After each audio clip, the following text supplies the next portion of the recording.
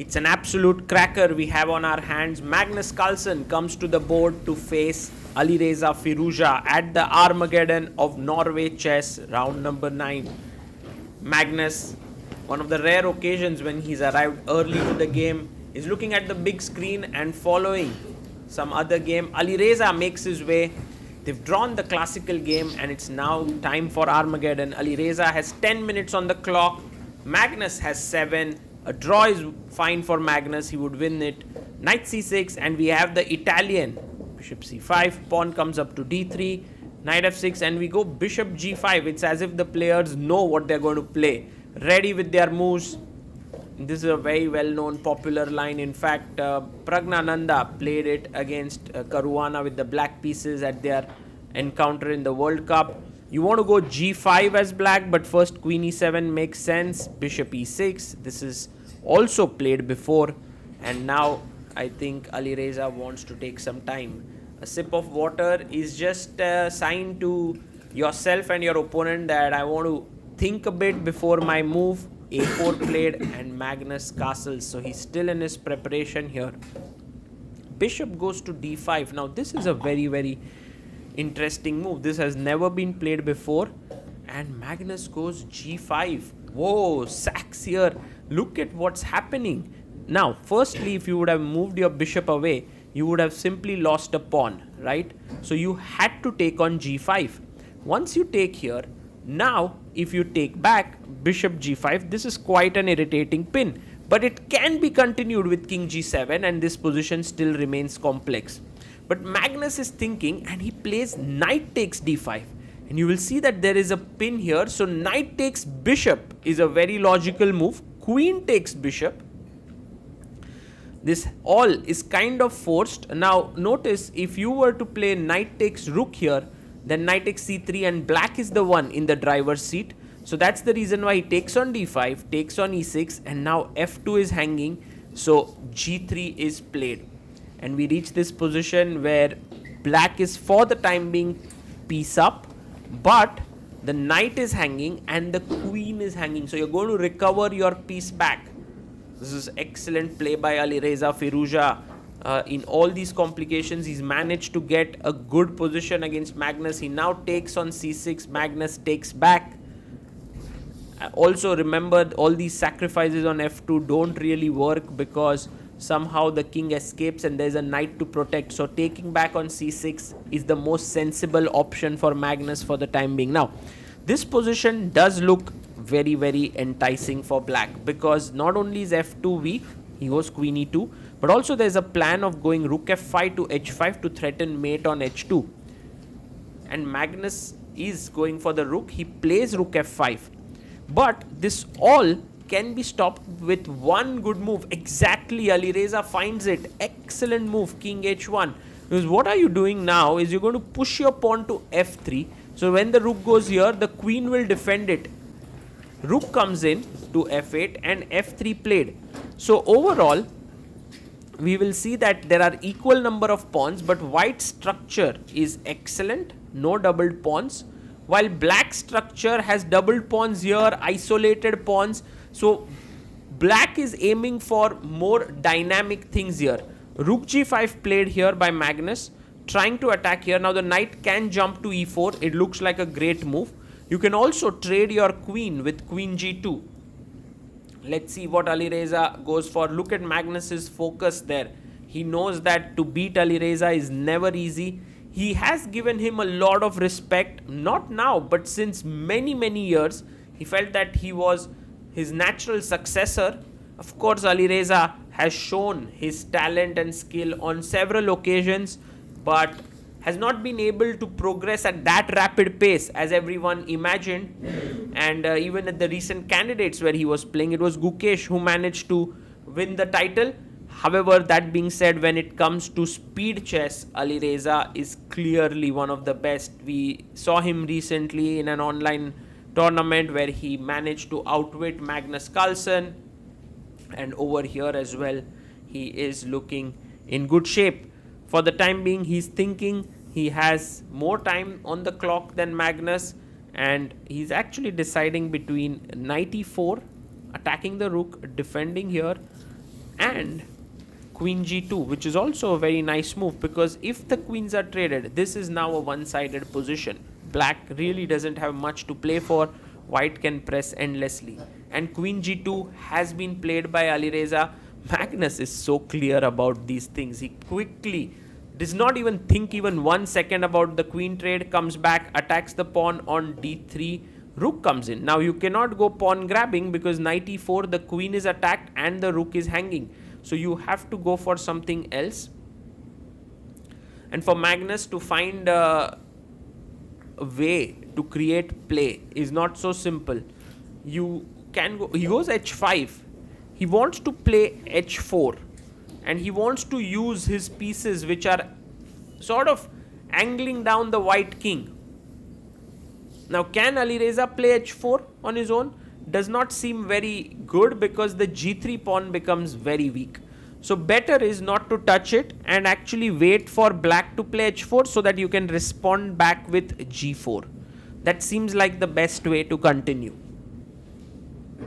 And what is white going to do now is the question, because even for white to create some kind of a pawn break is not easy. b5 is not really good, it kind of undoubles the pawns. Knight b3 is played. So the knight is well positioned. It wants to go to a5 and attack c6. So fantastic idea there by Alireza, taking on the risk of leaving of putting his knight a little bit on the sidelines, because he could have put it in the center as well on e4, but he's going more ambitious. He wants to win the c6 pawn here. Now Magnus can push his pawn to h4 and really soften up the king. Magnus has 4 minutes 42 seconds, Alireza has 6 minutes 19 seconds, so the time difference has come down.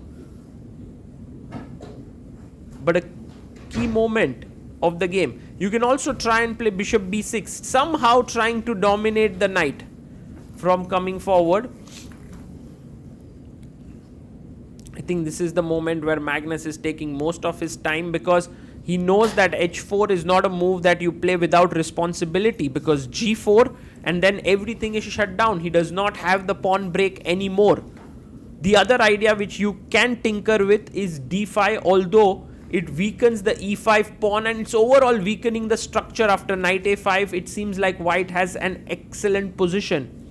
So right now, at least to knight a5, you have the move c5 in hand. That's the reason why Magnus has to make a very, very considered, calm choice here. h4 played, and I don't think Alireza will take more than a few seconds to decide to go g4. Yes, he instantly plays it. Queen goes back to h7. Maybe with some ideas of h3 if needed. White can himself play h3, because you know, if the pawn comes to h3, it becomes a dangerous attacker. Imagine at some point the queen goes away, the pawn on h3 can create mating nets. So you may want to play your pawn to h3 as white and keep the black pawn at bay.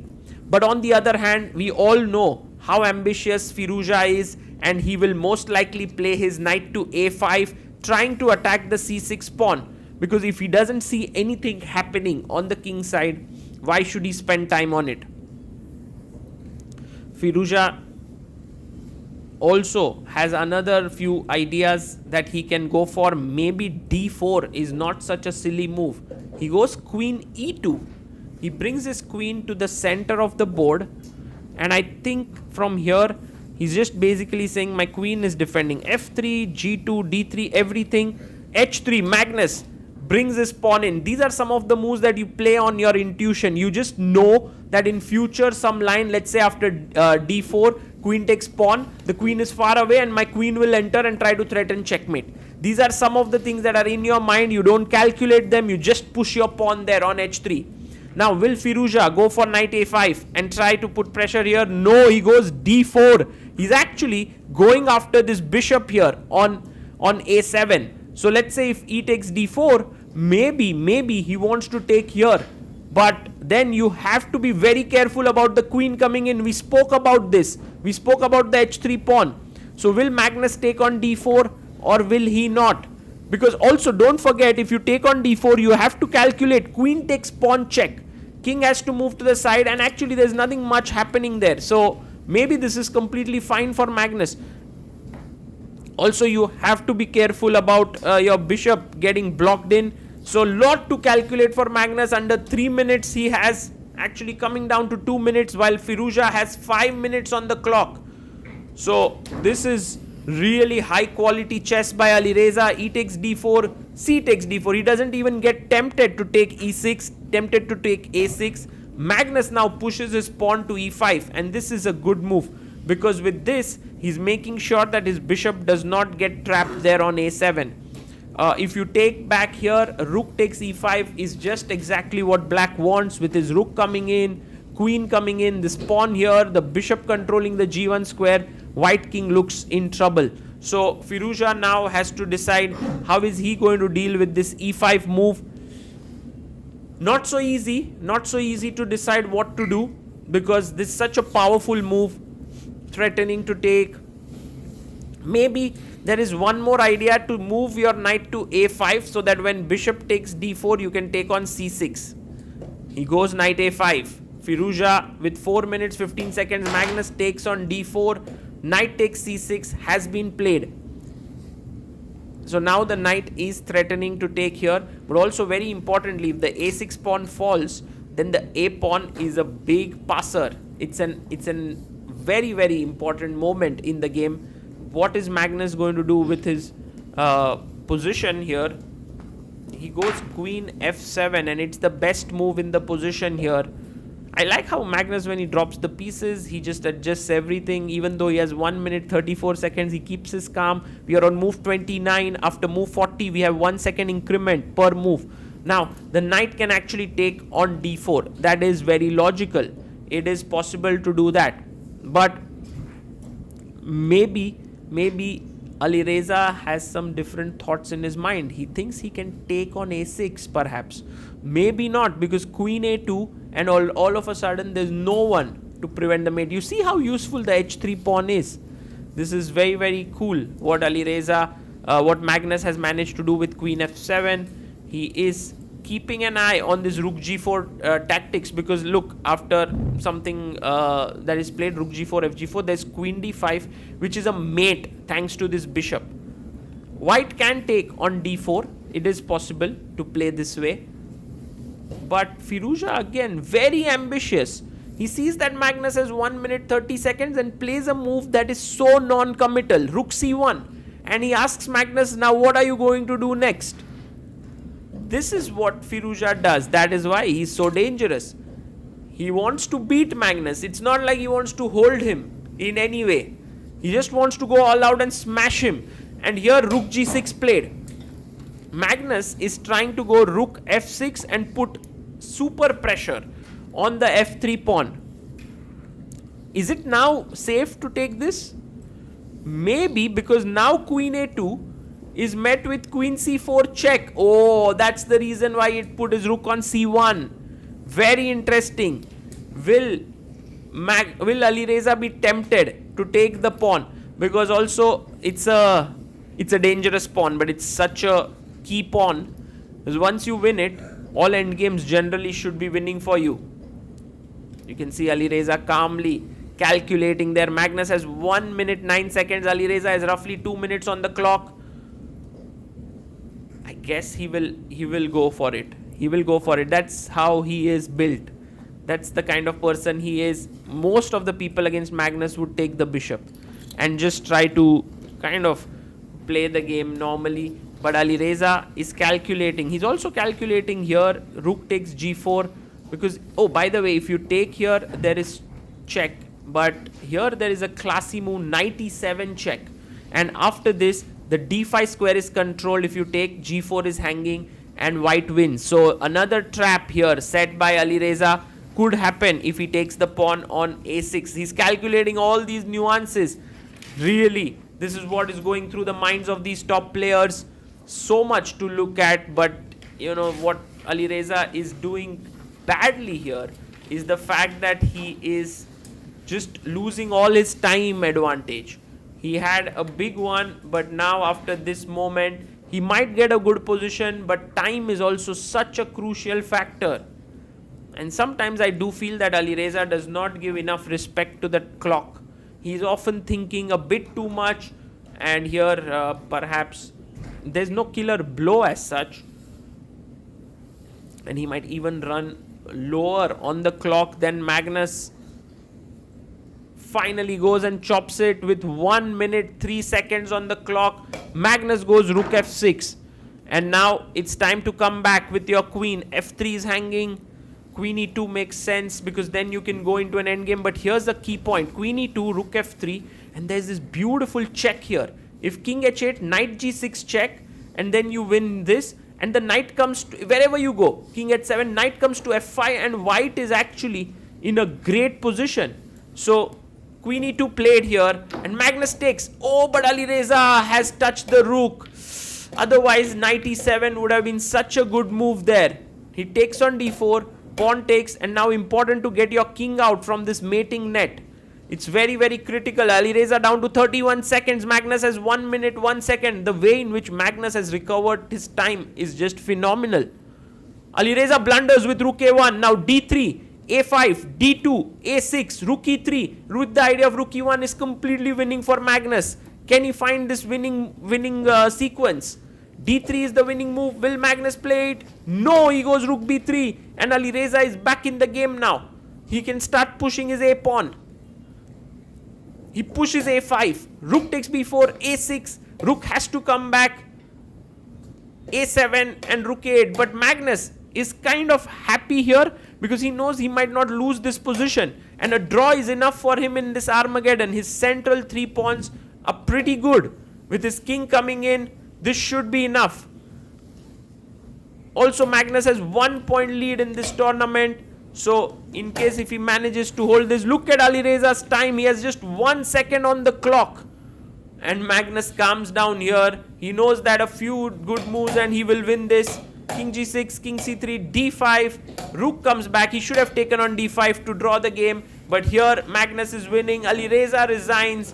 Brilliant, brilliant encounter here by both the players. Alireza really went all out to beat Magnus. But Magnus made a very, very strong comeback there, and a great game by him. And Alireza also joining in Magnus to arrange the pieces.